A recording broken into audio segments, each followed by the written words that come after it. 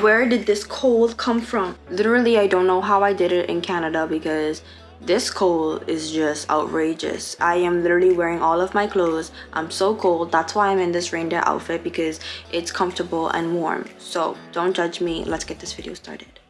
2019 of August of 2019, I went to Korea to do my master's degree. It felt like God just like wrapped Korea up in a bow and presented it to me every day for a full year. So I kind of want to just talk about like my experience, talk about food, xenophobia, culture, boys, church, and just my overall experience. So if you're interested in that, continue to watch.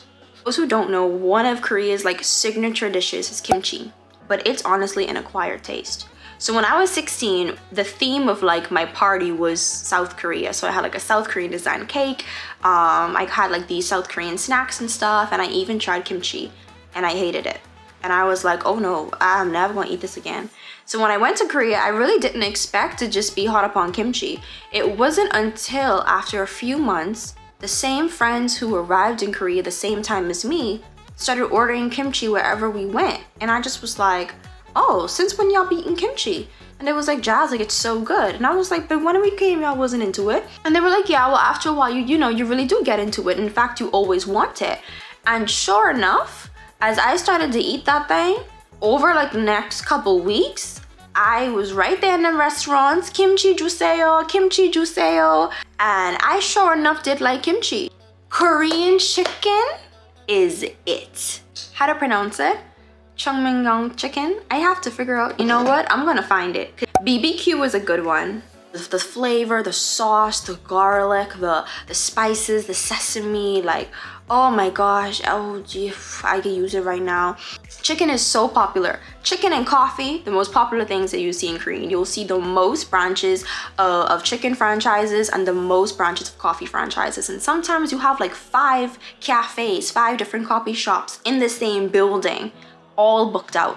So Koreans love their black coffee, their iced Americano, and they also love their chicken. Chicken and pizza, they would be putting everything on their pizza. I mean, corn and sweet potato and potato. And at first I was like, that's the weirdest thing I've ever seen. Because in the Caribbean, we don't be having, I don't know about other Caribbean countries, but in the Bahamas, cheese pizza is cheese, like cheese pizza. Not an issue for someone who's a Caribbean person because it was different. And in fact, a lot of my Caribbean friends from like Guyana and St. Kitts and even St. Lucia, they loved it. They loved the food. I even so much enjoyed, as someone who loves Korean drama, I used to always wonder like, is lifestyle in Korea, you know, similar in the dramas? And maybe other people will disagree, but for me, I found that it was the same. So I just was so happy. I always felt like I was in a Korean drama. Now, when it comes to boys, that was a little bit different because I think Bahamian men are very straightforward a little bit. They're very like, so what you saying? Can I get your number? Kind of thing. Korean men are a lot more shy. So when I first arrived in Korea, I remember a few friends were telling me like, you know, a Korean guy likes you when he gives you stuff. Like he gives you small gifts, not like a huge thing, but like he'll give you like, I don't know, a juice box or something. And sure enough, there was a guy who worked at a cafe that I always used to go to, and I was working on the like at the desk, and he just comes over and he just like slides me a juice box, and he's like, oh, that's for you.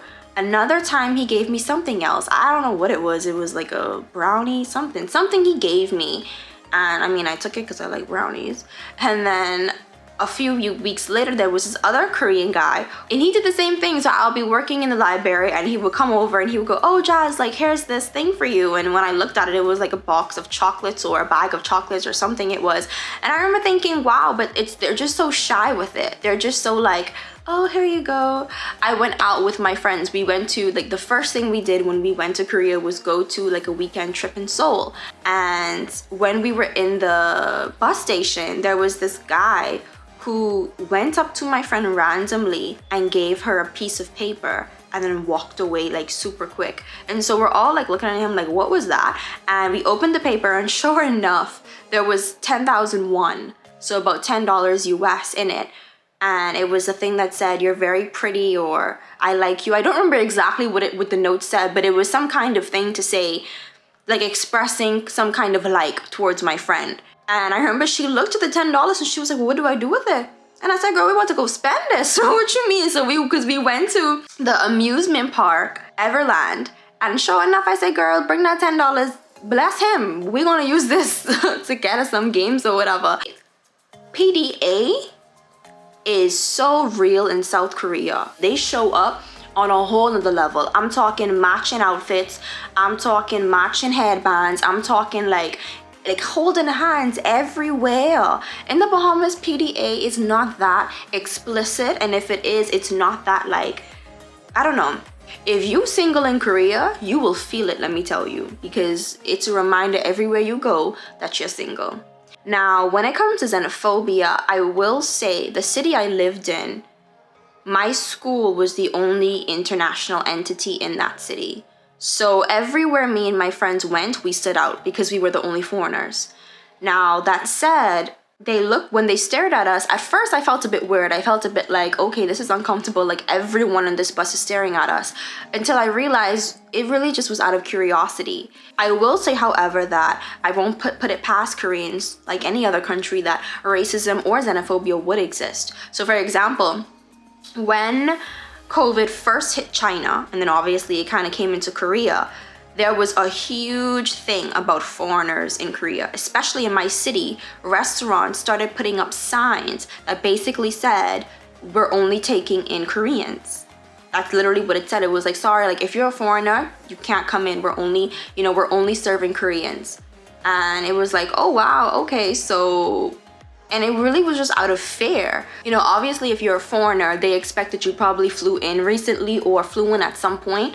And when COVID first hit, there was this fear that, you had COVID. So I don't know if that really counts. I mean, yeah, it does. It counts a little bit as xenophobia, but that was all I experienced. I will say, though, not so much about regarding xenophobia, but elderly are kind of mean in Korea. They really value silence in public transport. So when you're in the bus and when you're in the train, Koreans value silence, which is a very different reality in the Caribbean. In the Caribbean, when you go on the bus, that radio station is booming. People are talking, the person in the front having a whole conversation with the person in the back. So when I was in Korea, it was such a different reality or experience to be in a bus talking to my friends, just a regular, conversation, and to have like elderly people look towards me and go shh, shh, and then they're little trying to figure out how to say English words, be like quiet, quiet, be quiet, quiet. I remember one guy, I saw him talk to somebody. I think he was trying to learn how to say be quiet in English, and so in the most like angry voice, he turns to us and he's just like, hey, quiet, be quiet. And me and my friends was like, oh no, what the hell, he did not. But now let's talk about church. So in Korea, Christianity it's pretty common and it's pretty accepted. If you're a Christian, it's not like weird, and it's not like, oh my gosh, you're one in a million. In fact, Catholicism, I think, is the third largest demographic in terms of religion in South Korea. So church was not an issue. When I first went to my school, there was like 3 or 4 churches to choose from. I ended up going to one of them, and it was a beautiful church. The community was amazing. The services were in English and Korean, so it was kind of like a what do you call it, like both? Like a dual. It was a dual service, if that makes sense. Now, in terms of overall experience, this is gonna be biased because Korea is honestly my dream country. The country is absolutely beautiful in terms of landscape, in terms of geography, the hills, the mountains. Like just going in the bus to Seoul from my city and, back, it was just such a beautiful, beautiful, beautiful drive. I really just enjoyed that. And I think even like the palaces, and let me tell you, if you see my reaction in my video when I went there, that is the most beautiful thing I've ever seen, that palace. The culture is so rich. When you go to the palaces, you would think that the different colors on the walls don't mean anything, but no, it does. It was just that like everything is so purposeful in their culture. Everything means something, and everything has a purpose and a meaning. And that was just beautiful to experience and observe. And guys, you feel safe in Korea. I mean, I know, and that is a thing. South Korea has one of the lowest crime rates, I believe, in the world. Listen, I'll be walking around 2 o'clock, 3 o'clock in the morning with my friends, and wasn't an issue. I didn't feel unsafe. I didn't feel, oh my gosh, like what's gonna happen? Like, no, it's just you, it's a very, you feel safe and secure in this country. I mean, they invest in public development. They invest in their infrastructure. Like the parks were just beautiful and clean and vibrant and lush, and there's just so much to do. There's so many cafes and restaurants and photo shops. Everywhere you could get your photo taken in those little booths. I'm not used to that because we don't have much of that in the Bahamas, but Myeongdong Market, oh my gosh, guys. Like, I will say I did not try street food. I tried it once. It's actually in one of my videos, and it was not good.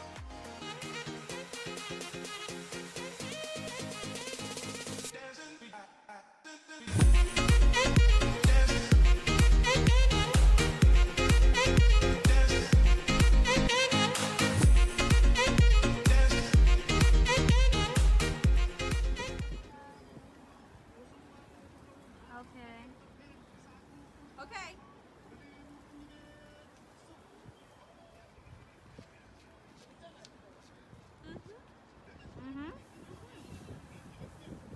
Not bad. That's it? Review it. It's like, okay, the chicken tastes a little weird. It tastes a little weird actually, but I think it's fine. Okay. We'll see. That was an epic fail. That tasted terrible. I threw it away. Overall, living in Korea for 1 year as a Caribbean woman, or just as Jasmine, it was a beautiful, beautiful experience. And I encourage any and everyone, if you have the opportunity to, what was that? If you have the opportunity to, do it, honey. Do it. So that's it, guys. That's all I wanted to say today. Thank you so much for watching. I hope to see you guys in my next video. Bye.